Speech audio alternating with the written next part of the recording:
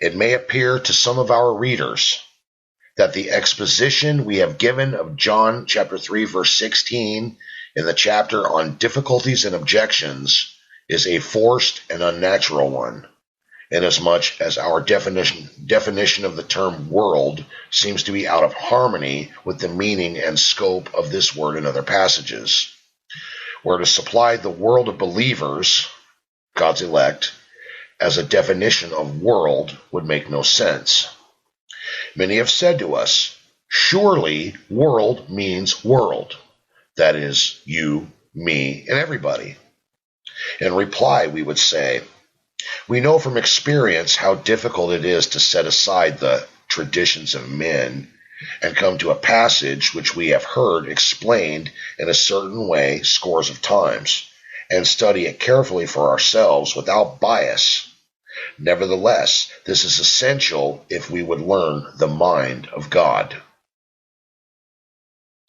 Many people suppose they already know the simple meaning of John chapter 3 verse 16, and therefore they conclude that no diligent study is required of them to discover the precise teaching of this verse.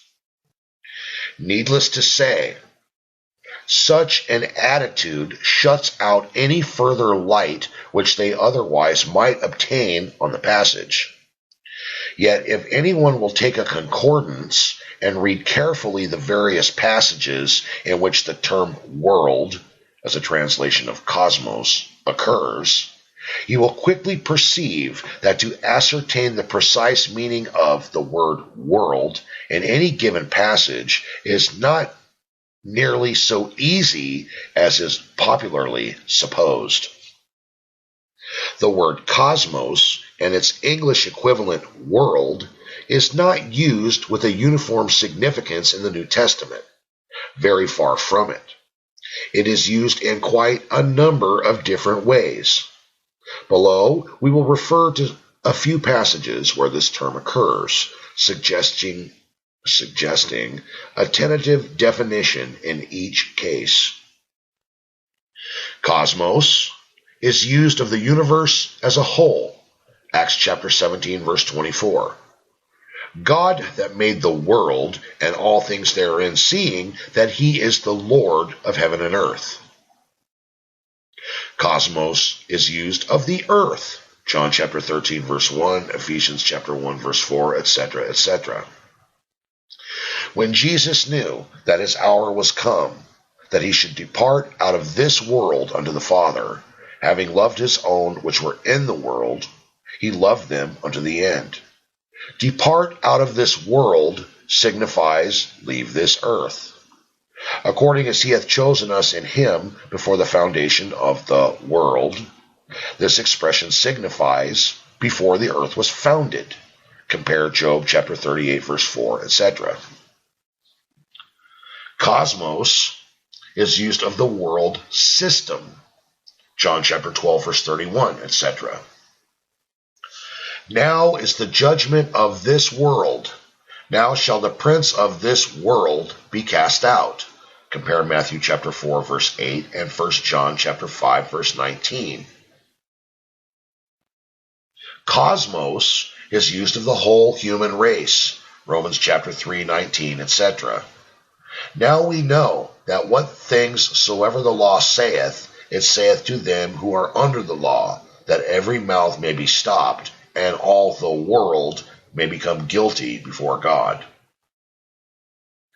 Cosmos is used of humanity minus believers. John chapter 15, verse 18, and Romans chapter 3, verse 6. If the world hate you, ye know that it hated me before it hated you. Believers do not hate Christ, so that the world here must signify the world of unbelievers, in contrast from believers who love Christ. God forbid, for then how shall God judge the world? Here is another passage where the word world cannot mean you, me, and everybody, for believers will not be judged by God. See John chapter 5, verse 24. So that here too, it must be the world of unbelievers which is in view. Cosmos Kosmos is used of Gentiles in contrast from Jews. Romans chapter 11, verse 12, etc. Now, if the fall of them, Israel, be the riches of the world, and the diminishing of them, Israel, the riches of the Gentiles, how much more their, Israel's, fullness? Note how the first clause in italics is defined by the latter clause placed in italics. Here again, the world cannot signify all humanity, for it excludes Israel. Kosmos is used of believers only. John chapter 1 verse 29, John chapter 3 verse 16 and 17, John chapter 6 verse 33, John chapter 12 verse 47, 1 Corinthians chapter 4 verse 9, 2 Corinthians chapter 5 verse 19.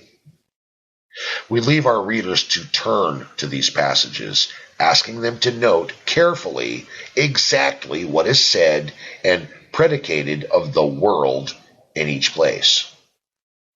Thus it will be seen that Kosmos has at least 7 clearly defined different meanings in the New Testament. It may be asked, has then God used a word thus to confuse and confound those who read the Scriptures? We answer, no. Nor has he written his word for lazy people who are too dilatory or too busy with the things of this world, or like Martha, so much occupied with serving that they have no time and no heart to search and study Holy Writ. Should it be asked further, but how is a searcher of the Scriptures to know which is of the above meanings the term world has given in any passages?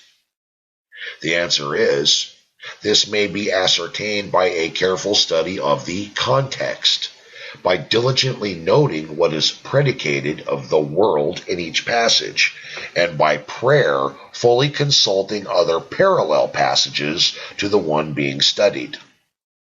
The principal subject of John chapter 3 verse 16 is Christ as the gift of God. The first clause tells us what moved God to give his only begotten Son, and that it was his great love. The second clause informs us for whom God gave his Son, and that is for whosoever, or better, everyone, believeth. Whosoever believeth. While the last clause makes known why God gave his Son, his purpose, and that is that everyone that believeth should not perish but have everlasting life. That the world in John 3:16 refers to the world of believers, God's elect, in contradistinction from the world of the ungodly. 2 Peter chapter 2 verse 5 is established, unequivocally established, by a comparison of the other passages which speak of God's love. God commendeth his love towards us, the saints, Romans chapter 5 verse 8, whom the Lord loveth, he chasteneth. Every son, Hebrews chapter 12 verse 6. We love him because he first loved us, believers, 1 John chapter 4 verse 19. The wicked God pities, see Matthew chapter 18 verse 33. Unto the unthankful and evil God is kind,